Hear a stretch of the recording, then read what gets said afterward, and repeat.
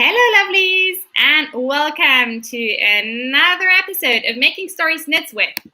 I'm joined today by Jonny King from Garthenor Organic. Welcome, Jonny. I'm so excited to have you on here.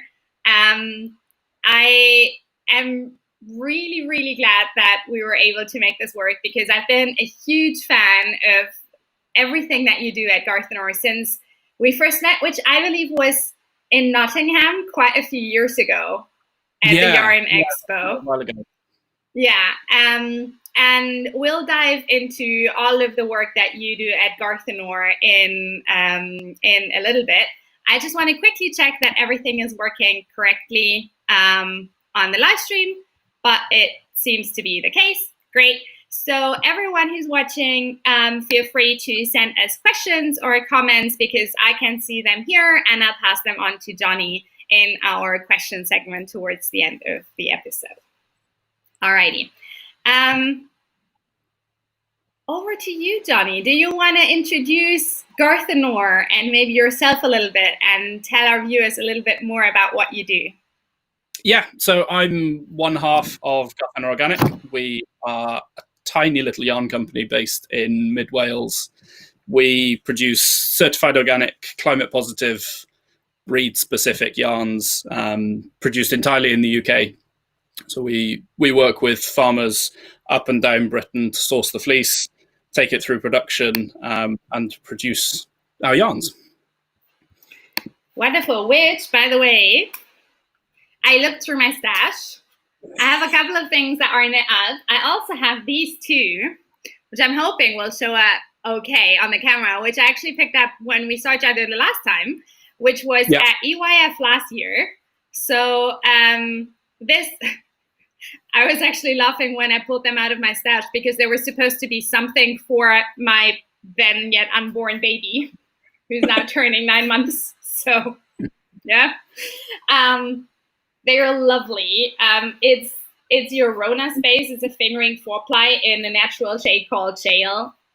I'm thinking maybe unfolding the shawl from issue 3 that Sari Nordlund designed. We can get into that a little bit later. But I just wanted to show these two skeins so that people can see a little bit of the yarn in action. Yeah. Which is awesome. When I prepared our interview, I found out a lot of things that I didn't even know about Garthenor. And one of them was that you were the first company in the world to produce fully certified organic wool yarns. That was not that long ago, in 2003.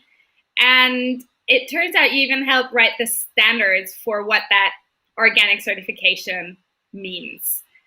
Can you tell us a little bit more about how that entire process happens and why sustainability, at least to me, it seems that it's always been at the core of what you do and why that is the case? Yeah. So originally we were a small organic farm. When my family moved up here when I was a few months old, we moved to a farm and we've always run it sustainably. It's always been sort of at the heart of what we do. When we first started making yarns in 1999, when I was only 5, so I can't claim much credit for that. Mum produced them purely because she had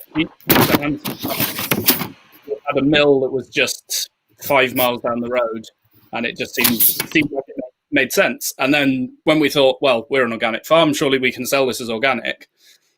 We looked and there were no standards that covered it. So Mum started working with the Soil Association, who are the main certifying body in the UK, and helped create the standards. So we worked with the mill and wrote the first standards, had the first ever batch that went through as certified organic. And then those standards, a few years after that, became the base for the wool standards within GOTS, which is the Global Organic Textile Standards. So they're still slightly forming part of what guides the global organic textile industry. That's awesome. Yeah, it's interesting have that little bit of history. Nobody can take that away from us, that we were the first. But in terms of sustainability, it's just always what we've done, from starting the farm with no intentions of making a business or anything like that. It just seemed like the natural way to do things. So the kind of three guiding principles, even today, whenever we make a decision, is it kind to the planet, is it kind to people, and is it kind to animals? And if it kind of ticks those boxes, whether it's what packaging we're using, what mill we're working with, whether we're dyeing a yarn, anything like that, as long as it ticks those boxes, then it kind of guides the way that we go. And I think that's just part of how we are. It's how I've grown up considering things. So I can't really think of any way of doing it differently. I don't know what to say, because I think this is it's a beautiful way of thinking about a business. And I think the beauty is also in the seeming simplicity of this, of those three principles, like, is it kind to the planet? Is it kind to people? Is it kind to the animals? Because I think often I'm going off on a slightly on like a tangent here, but as a business owner, and often in the conversations that I have with other business owners, especially in the fiber industry, I think you can get lost in sustainability because there are so many things that you can do, Yeah. like from, do you even print packaging slips still? Like, do you use recycled packaging? Where do you source anything that you buy as a business through?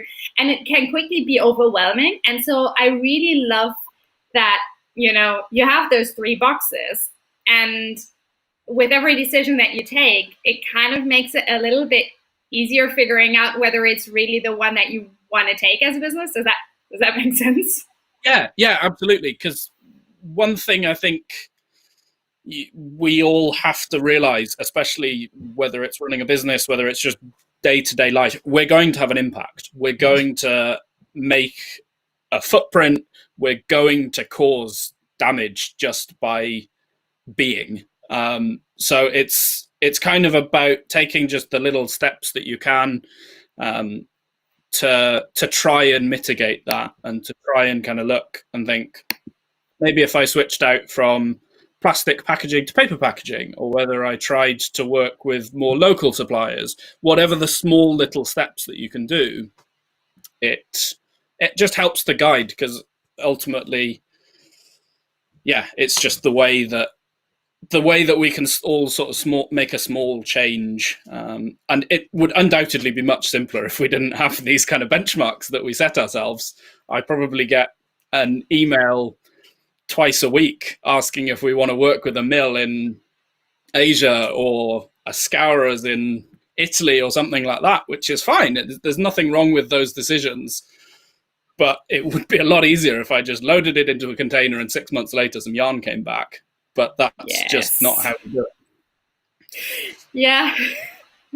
I'm loving you, because I feel exactly the same way. If I wasn't on the lookout for 100% recycled paper for the magazines and the local printer and the local fulfillment center, I could just get it all done somewhere far, far away for a lot cheaper and a lot less heartbreak and hassle. Yeah. But ultimately, I think, I don't know how you feel about it, but one of the reasons, or one of the things that I love about having my own business is that I get to make the decisions, and I get to make them in a way that makes me feel good. And by good, I don't mean like happy, crazy dance around, but that I feel are in line with my values and that are actually good for everyone. And it just, every time that I make a decision that maybe has been really hard or really, really has taken a long time, but at the end of the day, you make the decision and it's right. It's always paid off.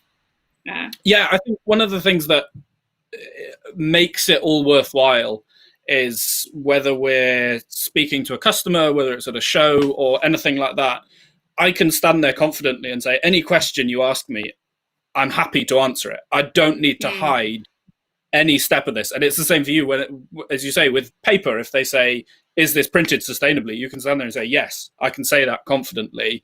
And it's been so much work to get to that point, whether it's on printing, whether it's on spinning, whether it's on dyeing.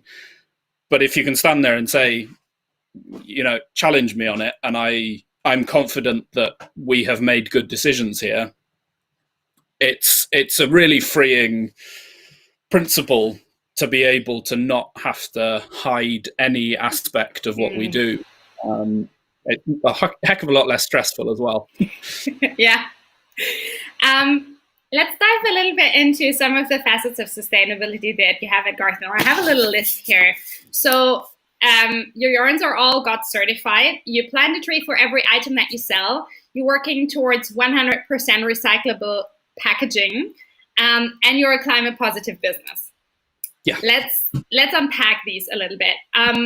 First of all, I'd love to know, how did you decide that those are, for right now or for the time that you've worked on them, those are the measures that you want to take out of, coming back to what we talked about before, the thousands and thousands and thousands of decisions that all relate to sustainability in a business? Yeah. So firstly, with the GOTS certification, as I mentioned at the start, we helped create organic yarn. And back then, as I say, this was very much Mum's philosophy that guided this. It was a long time before it was any kind of sales benefit. We had, I still remember when I was a child helping at shows and farmers markets and things like that, we would have people coming up and saying, what's the point in organic? Like, why are you bothering with this?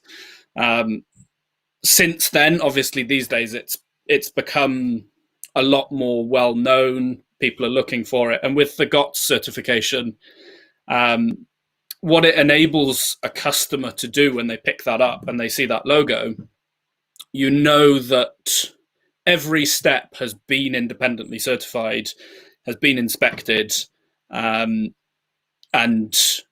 has been checked for animal welfare standards, for fair working practices, for water treatment, for energy usage, for all these things that you can kind of look at and think that it's a benchmark where you can believe in it and think, okay, this has been produced fairly, because there's no way around that. There's no way you can get that certification without those independent steps. Then with regards to the climate positivity, it was again just looking at it, and as I mentioned earlier, we have an impact by producing yarn. We have an impact, so we were looking at how we can offset that. We initially went climate neutral, which was the first step, and now we offset about twice the carbon that we produce. We round it up slightly, so it's a little bit more than twice the carbon, and just by doing that, it helps us to kind of realize that we can be a bit of a force for good in our own tiny little way. I mean, we're not a big company. We're not producing an enormous footprint. A lot of what we do is designed around reducing that, but it just helps us to make that little bit of good in the world. Yeah. With the planting of trees, that's our newest initiative. So it's something that I've worked towards for quite a long time, and actually we couldn't do when we were a little bit smaller and producing a little bit, because it just wasn't financially viable. It couldn't be done.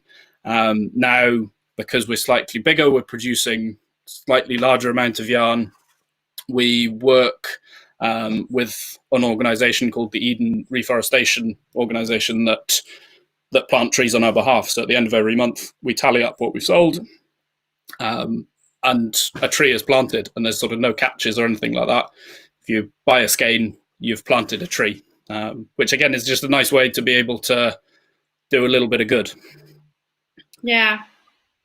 Can I dive into that a little bit more, into what you just said, that some of the things that you decided, like concretely the Planting the Tree initiative, they've only become possible because you've grown, which I'm assuming is probably due to the fact that you're able to place larger spinning orders, which usually means lower cost per skein, higher profit for you, more money that can go to trees or anything else.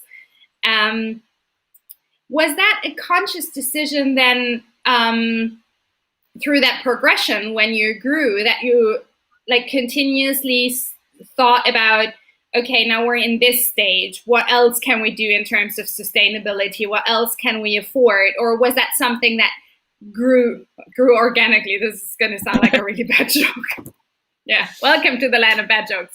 But like, was that conscious, or was that sort of just step by step that it evolved? It was fairly conscious. We kind of looked at where we would be in terms of, as you say, the kind of economies of scale. Being able to spin larger batches meant that the prices came down, and we looked at that and thought, well, we're not really in this just to try and make every penny of profit. We're a business, we need to survive. But rather than just thinking, oh, that's a bit of extra money in the pocket, what can we do with that? And how can we make more of a commitment towards what we believe in with those slightly bigger margins? And the climate positivity, isn't something that is cheap. The planting a tree isn't something that is cheap, but that's where we've sort of invested that difference. And it's really nice to be able to make those commitments. But we have more that we've planned. And just being able to sort of introduce them as we go. Anything you want to share, or if you're comfortable sharing? Not yet. Okay. Watch this space, but we've got a couple of things planned. We will. Yeah.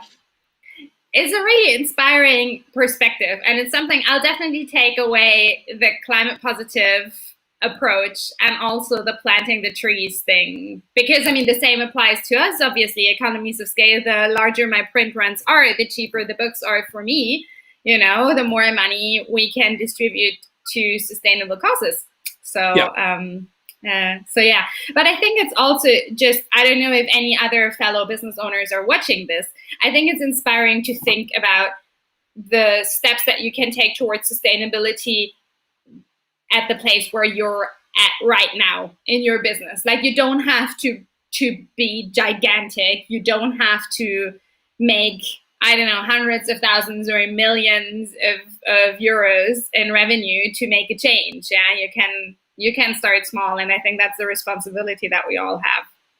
Yeah, and I think it's easier to start introducing that as a small business, because the simpler things are, the simpler the steps to mitigate them are.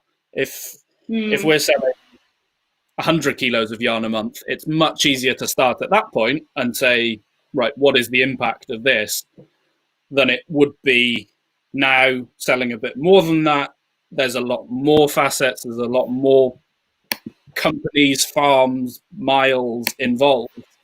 But because we have that sort of framework set up, even when we can't do anything with it, even before we were climate positive, we started measuring and we started looking, we started researching, because it's much simpler to do. The smaller the footprint is, the easier it is to work out what it is. True.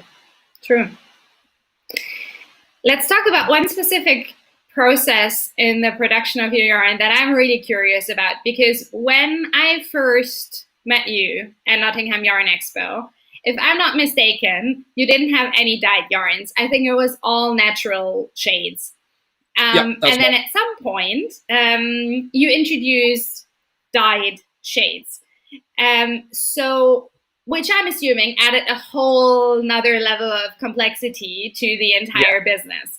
So how did you come to the decision that you wanted to offer dyed yarns as well? And how did that work out, especially with everything, which I'm assuming everything that you then introduced as a new process step also needed to be GOTS certified / compliant, right? Yeah, absolutely. So it was something that we had as a bit of an idea from a few years ago, from before we actually first met. But we hadn't really worked out the way that we wanted to do it. Then it was actually really fortunate. We met the owner of the dye house that we use, which is Paintbox Textiles in Yorkshire. and they're the only certified organic dye house in the UK. And I'd actually researched, and I knew that they had their GOTS certification, but actually meeting with them, realizing that they shared the same ethos, that things were going to be more difficult. In some cases, they're going to be more expensive. It's going to take longer, but actually it's about making it right. And sort of hearing somebody else share those values started the kind of wheels turning. And yeah, there's a lot more kind of stringent control when you get into dyeing. But working with a company that actually kind of buy into the same ethos as us made it possible. We wouldn't have been able to do it if we'd just approached any other dye house and said, "Can you get your certificate?" It just wouldn't have felt right. So but I think it's been good. We've been able to kind of expand the range that we do. We were slightly starting to run out of naturally coloured fleece, so that kind of guided it slightly. We needed to be able to produce more yarn, which is not a thing that I ever thought we would come up against.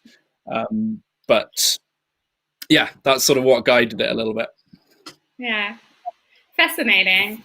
Have you found that this is a question that will surprise you maybe, because I'm just thinking about it and it's not on our question list. So I hope you don't mind me asking it. But is it sort of, have you expanded your customer group by offering those dyed shades? What do you think? Like, just from your gut feeling based on the shows that you did, like, is it the same people then just also being excited about the dyed ones, or is there a specific group of knitters that maybe wouldn't have gone for the natural shades but are now going for the dyed shades? There's definitely a percentage of our customers that are drawn to the colour. It's been really surprising how popular the undyed yarn has been alongside it. So we were a little bit worried that it would kind of dilute what we do and change our perspective a little bit. But actually, the first yarns that we introduced, which were dyed, we deliberately made quite different to anything else that we do. So they were our first worsted spun yarns. A percentage of the blend, 60% of it, was Polworth from the Falkland Isles, which we'd never used before. So that was kind of a very deliberate step to do something a little bit different, rather than just kind of dye a couple of shades and add it. What we've quite consciously done since, we've introduced 2 yarns, Cairngorm and Pentland, that are designed specifically to work alongside our undyed yarns. And that's worked really well. It's been really lovely to see people choosing both, choosing an undyed yarn. For a yoked sweater or something like that, they choose a neutral grey and then a pop of colour for the yoke. And that's exactly what we'd planned to be able to do. Yeah. So it's sort of come full circle that we're now back to having a range that kind of sits alongside each other. I love that. And I can't blame people. Wait a second. I'm just getting my copy of this. Like, I think it's interesting that you say that you were a bit worried that maybe people would gravitate more towards the dyed shades versus the natural ones. Because while, don't get me wrong, I absolutely love the dyed colors that you do, you are, and I think I know quite a few yarn companies in the market, you have by far the most extensive natural shade range that I've ever seen, both in terms of colors, but also in terms of weight. And it's like, I have to, well, as an editor, I can't play favorites. I'm going to say this here. I have to keep myself from using your yarn in every single thing that we do, because there's inevitably something that will look absolutely gorgeous in it, because the yarns are just so good. And it's like, what made me so happy was seeing how many people actually went for yarn that I thought, well, this is a little bit of a risk if we put this in here. Because in issue 3, we did, I don't know if this is going to show up really well, we had a beautiful shawl by Sari Nordlund. It's called Unfolding, like this. In your number 1, which is lace weight, Yeah. And I thought it's a gigantic, absolutely stunning, don't get me wrong, but gigantic, triangular, sort of asymmetrical lace weight shawl. Am I even going to get like 3 test knitters for it?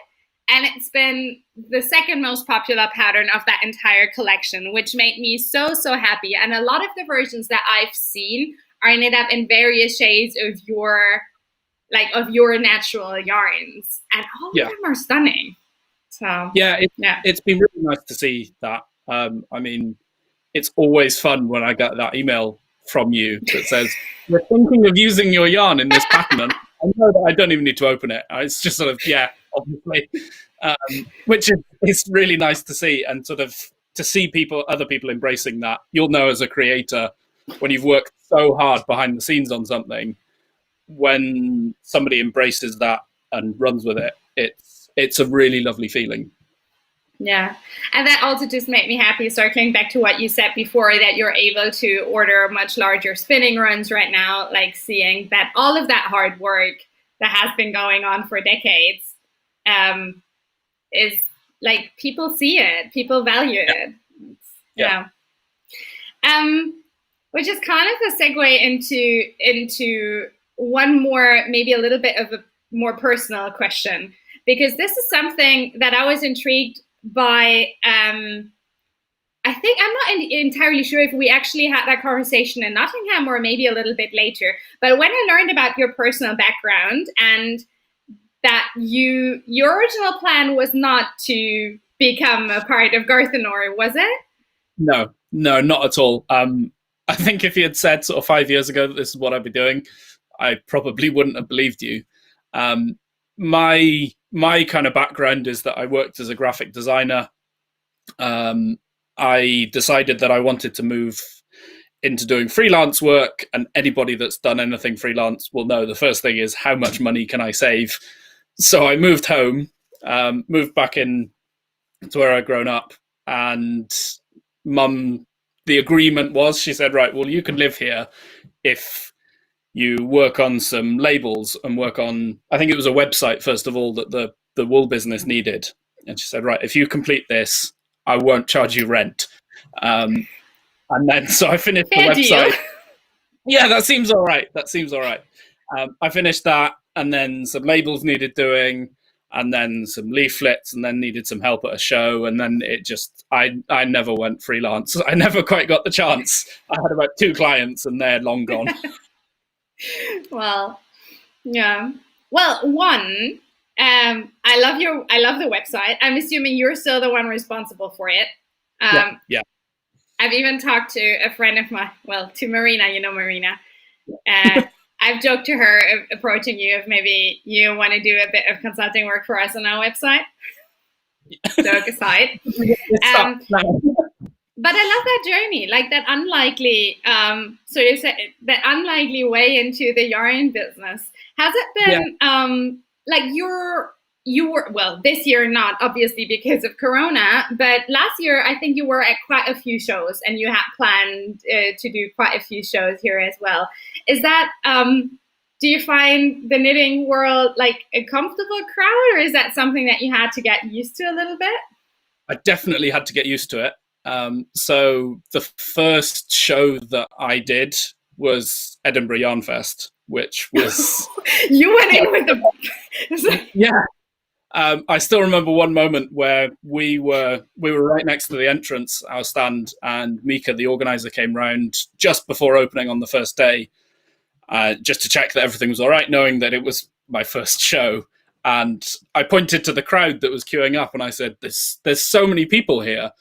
And she looked at me like I was mad and said, no, that's the advanced entry queue. That's like 10% of people. And that's when I sort of realized that this was a bit bigger than I thought it was. And I still find it a little bit overwhelming. Anybody that speaks to me at the end of a show day, I'm just like a zombie, because I'm still trying to find my little way. But I love it. I really love shows. I really love meeting the people that actually do things, because we just create yarn, which in itself isn't much use. The value is in what it can become. So when you see people and they say, I bought this 2 years ago and I finally knitted it, that's the moment of satisfaction that it's actually become something useful. Well, if you ask me, I would slightly disagree. You don't just make yarn. Without your yarn, none of the work that we would do, be it as knitter or as publishers, would be possible, right? I it's just I miss the shows. I miss the festivals. I'm so looking forward already to next year because for me it's the same. I'm not even exhibiting, or like I've been exhibiting a couple of times, but not nearly to the extent that you were, you know. Usually I'm at a festival like UIF one day, maybe 2 days, and then I have a lot of meetings and I'm spending a lot of time on the marketplace just, you know, saying hi to people and having conversations. And at the end of the day, you're like, don't talk to me. I can't, no. And then you come home and you're not yourself for a few days. No. But it's also one of those things I feel that is so, I'm always so energized by it when I come back, which is why I also love these chats, because it's like my tiny little way of seeing at least and having conversations with the people that I would have seen otherwise in person this year. Yeah. Okay. Lovely viewers, if you have any questions, by the way, send them to us. We had a couple of people say hi. So Claire, hi Claire. Claire said hi. And Marina also. Marina also said that the combination of dyed and undyed is heaven. So everyone who doesn't know which Marina I'm talking about, Marina Skua, who's a wonderful designer, yarn dyer, and also our tech editor. And I believe she's currently designing a yoked sweater in exactly what you were talking about, a dyed shade and an undyed shade. Yeah, she is.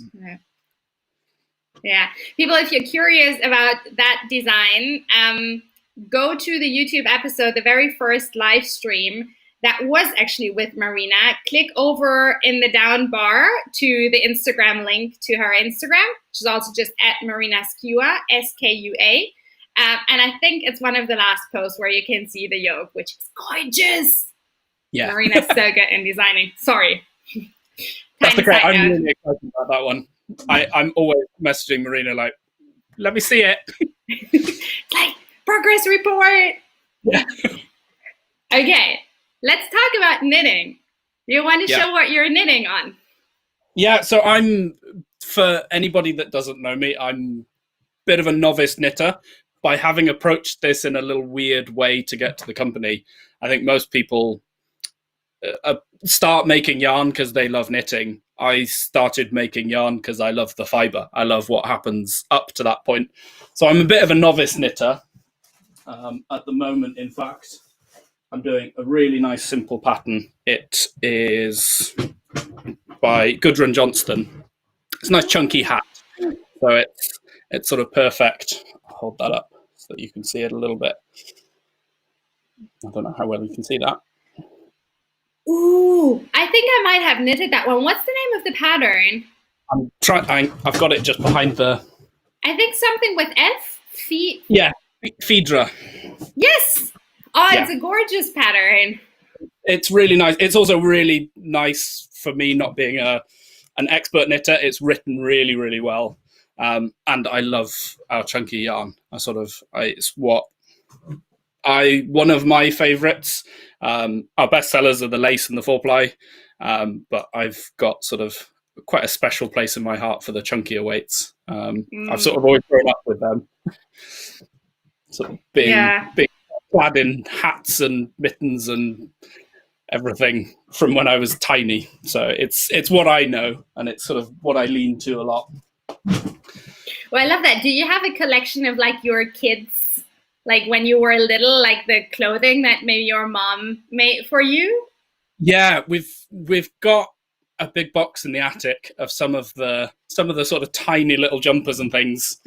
And I come across photos every now and again, which always make me cringe a little bit. Many years ago, I was used as a model for some photos of some knitwear, which they won't be seen publicly. I was about 6 or 7. So it's interesting to see how I've been conditioned for this job since I was a baby. Like, I had no choice really when you think about it. True. It's funny how it comes full circle sometimes, isn't it? Yeah, definitely. Yeah. Let me just check if we have any questions come in. Okay, so Claire asks, does Garthenor work with a lot of indie designers? Not as many as I would like to. It's something we've started doing a little bit. Anybody that has a business will know that there's 1,000 things you want to do better. And that's definitely one of them. Whenever we have, I've loved it. I've loved the creative process, and just seeing an insight into the behind the scenes. I mean, it's what you see with every collection. You see the first ideas that make what eventually becomes a finished pattern. And I find that really exciting. So we'd love to more. We want to as much as we can. Do you have like a formal yarn support program? Or if anyone who's watching who's a designer and would like to work with your yarn, how would they have to approach it? On our website, there's a page. So if you look in the footer, there's Design Partner Program, but also just send us an email, DM us on Instagram, anything like that. Because we don't do it in a big way. There's nothing that formal set up. Just get in touch. Yeah, people do it. It's gorgeous yarn. I remember I did my first sweater design with you guys. Yeah. That one. Oops, wrong. I came across our sample of that this morning when I was searching through some yarn. It's just next door, and it's so lovely. I love it. Yeah. I was like, I didn't nearly get enough wear out of it this winter because we basically didn't have winter. No. So it looks almost brand new, but I absolutely love it. And this is also in one of the heavier weights. I'm thinking maybe a DK. Did we use a DK? Yeah, that's number 3, DK. Yeah. Oh, wonderful. Okay, just checking in if we have more questions. No, but a comment from Marina who says that she's halfway down the body now. Okay. Very excited, Marina. Send Jonny and me some pictures, please. Yeah. Wonderful. Jonny, is there anything else that you would like to add to the conversation, or anything else that you would like to let our viewers know about? I don't think so. We've got a few things that are on the way that I can't quite share yet. We've got some new yarns happening, got a few other things happening behind the scenes. But hopefully by the time we next see each other, there'll be some big things. Yes, or we'll just have you back here on live stream to talk about some of them. Where can people find you if they want to know more about you, if they want to order some yarn? So the best place is our website, which is just garthenor.com. We're also on Instagram, Ravelry, Facebook, just under Garthenor. You can find us there. Wonderful. Thank you so much, Jonny. It was an absolute pleasure. And I could keep talking to you for like forever. There are so many, like my brain is just spinning with so many follow-up questions. So I really hope we get to see each other again at some point so that we can sit down with a cup of coffee, maybe not in the middle of a show, chat about some of them. Until then, stay safe. Yeah. You too. And have a wonderful, wonderful rest of the day. Thank you so much for being here and for answering my questions and the questions of everyone who tuned in. Thank you so much for having me. I've really enjoyed it. Always. And to everyone who's watching, have a wonderful rest of the day wherever you are in the world. I'll be back here in 2 weeks with our next guest. And until then, spread the love, because I thought for one, this was an awesome episode with Jonny. So if you want to share, feel free to share the video, which will be up on our YouTube channel in a second. Alrighty, lovelies. See you in 2 weeks. Bye-bye. Bye.